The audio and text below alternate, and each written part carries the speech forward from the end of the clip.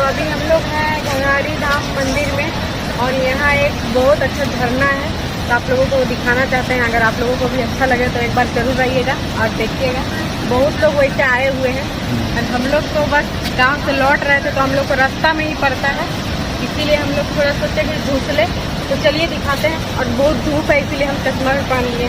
चलिए, और देख रहे हैं मेरा पीछे वो शिव जी का मंदिर है, उधर हनुमान जी का, और ऊपर में दुर्गा माँ का भी है, और इधर है झरना। तो देख सकते हैं कितना बड़ा झरना है और काफी तेजी से बह रहा है।